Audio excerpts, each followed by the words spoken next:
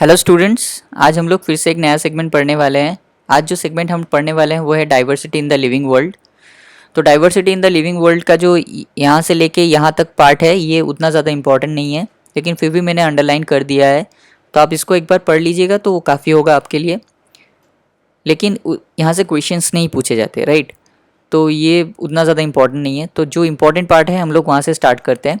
तो यहाँ से इम्पोर्टेंट है, the number of species that are known and describe range between 1.7 to 1.8 million. मतलब जितने भी आज तक स्पीसीज इस दुनिया में पाए गए हैं, खोजे गए हैं या डिस्क्राइब किए गए हैं, उनका नंबर है 1.7 टू 1.8 मिलियन। कभी कभी ये 1.7 टू 1.8 मिलियन लैक्स में भी पूछ देता है। तो ये याद रखिए, 1 मिलियन का मतलब होता है 10 लाख एंड 1.7 मिलियन का मतलब होता है 17 लाख टू 18 लाख, राइट। तो आज तक इतने स्पीसीज हमारे दुनिया में खोजे गए हैं। उसमें से भी 0.5 मिलियन प्लांट्स है और 1.2 मिलियन एनिमल्स है। इसको आप साइड में प्लीज़ लिख लीजिए। 0.5 मिलियन प्लांट्स है एंड 1.2 मिलियन एनिमल्स है। अब क्वेश्चन ये आता है कि 1.7 टू 1.8 मिलियन है, ये हमें पता कैसे चला। ऐसा तो नहीं हुआ कि किसी ने हमको कान में आके बताया, नहीं।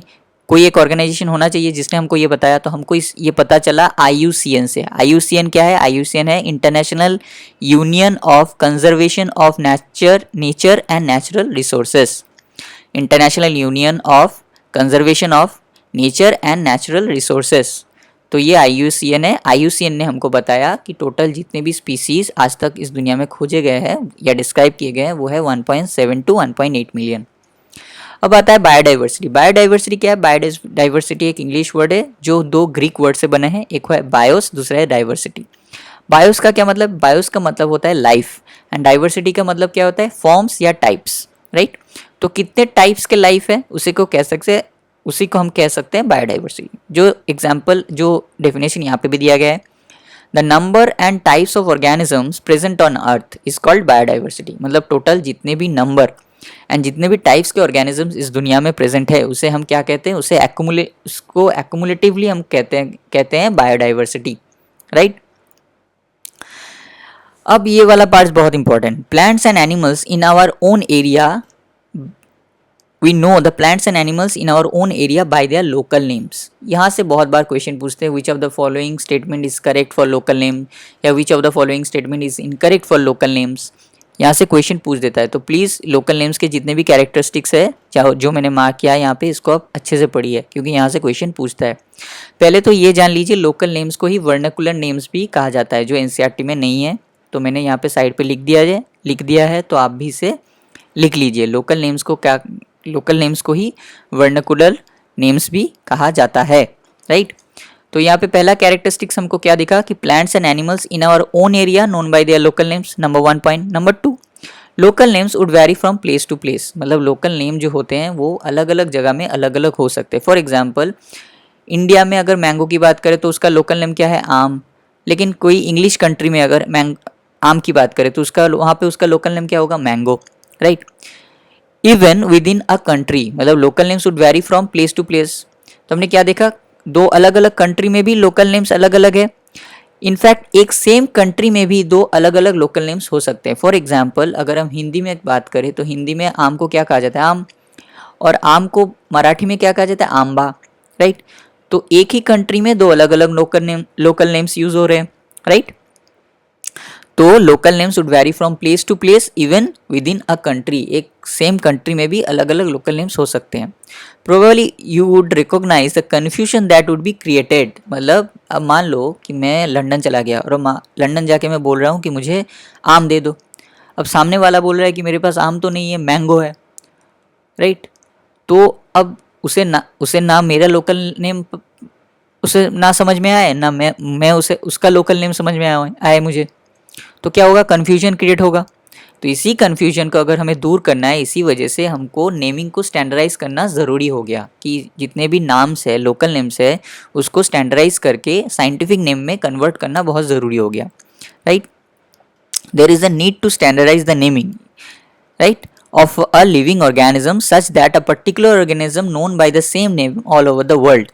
इसी वजह से एक पर्टिकुलर ऑर्गेनिजम्स का जो नाम है उसको स्टैंडर्डाइज करना ज़रूरी हो गया। क्यों ज़रूरी हो गया? ताकि वो दुनिया के किसी भी कोने में वही सेम नाम से जाना जाए।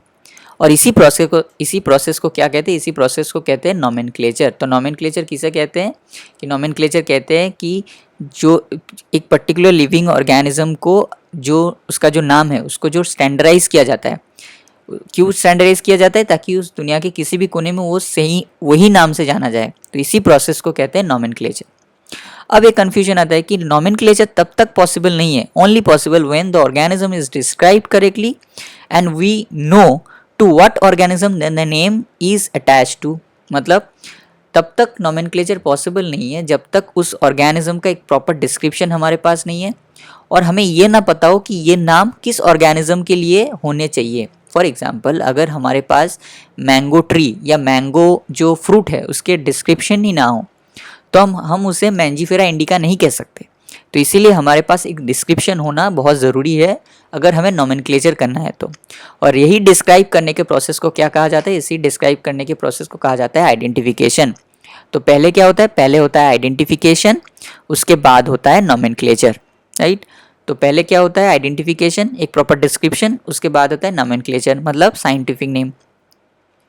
अब क्वेश्चन आता है कि ये साइंटिफिक नेम मतलब ये साइंटिफिक नेम क्या होगा? इसका कुछ क्राइटेरिया या कुछ प्रिंसिपल्स तो होना चाहिए, राइट। अब ये क्वेश्चन आता है ये प्रिंसिपल्स और क्राइटेरिया कौन सेट करता है? तो यहाँ पे दिया है for plants scientific names are based on agreed principle and criteria which are provided in international code for botanical nomenclature. तो जो प्लांट्स है उनका अगर साइंटिफिक नेम हमको रखना है तो उसके जितने भी प्रिंसिपल्स है या क्राइटेरिया है उसको कहाँ पे लिखा गया है? उसको लिखा गया है international code for botanical nomenclature में। इसको बहुत अच्छे से ध्यान रखिए फॉर को, बिकॉज ये बहुत ज़्यादा कंफ्यूज करता है एग्जाम के टाइम ऑफ के साथ।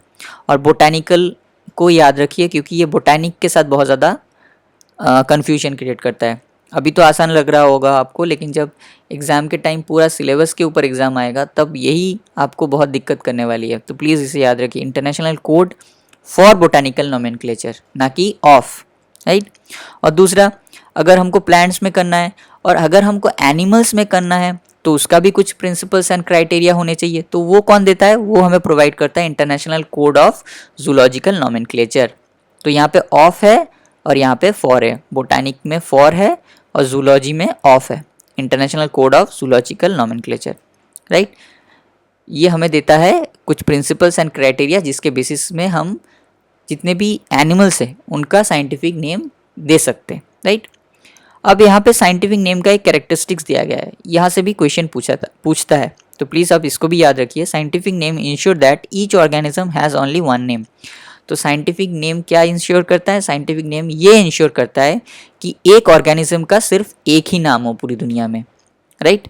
ऐसा नहीं है कि एक ऑर्गेनिज्म है दो नाम है, या दो नाम है एक ही ऑर्गेनिज्म है, ऐसा नहीं होना चाहिए। एक ऑर्गेनिज्म है और एक ही नाम है, और वो भी पूरी दुनिया में सेम नाम है, राइट। तो साइंटिफिक नेम ये इंश्योर करता है। तो आज का सेगमेंट यहीं तक था। तो आज का सेगमेंट में हमने पढ़ा कि IUCN के बारे में पढ़ा, बायोडाइवर्सिटी किसे कहते हैं उसके बारे में पढ़ा, लोकल नेम्स के क्या क्या डिसएडवांटेज है उसके बारे में पढ़ा हमने, नोमेनक्लेचर किसे कहते हैं, आइडेंटिफिकेशन किसे कहते हैं। अगर आइडेंटिफिकेशन ना हो तो नोमेनक्लेचर नहीं हो सकता, राइट। और उसके बाद हमने पढ़ा जो साइंटिफिक नेम है उसका जो प्रिंसिपल्स एंड क्राइटेरिया वो हमें कौन देता है। जैसे प्लांट्स के लिए देता है ICBN, international code for botanical nomenclature, and plants animals के लिए देता है ICZN, that is international code of zoological nomenclature, right. और उसके बाद हमने देखा जो साइंटिफिक नाम है वो क्या इंश्योर करता है, ताकि एक ऑर्गेनिज्म का सिर्फ एक ही नाम हो पूरे दुनिया में, राइट। तो आई होप कि ये सेगमेंट आपको इन्फॉर्मेटिव लगा होगा। तो आज के लिए बस इतना ही, कल हम लोग फिर मिलेंगे। चलो तब तक के लिए बाय। इसको पढ़ के आना कल फिर, ठीक है। चलो बाय, टाटा।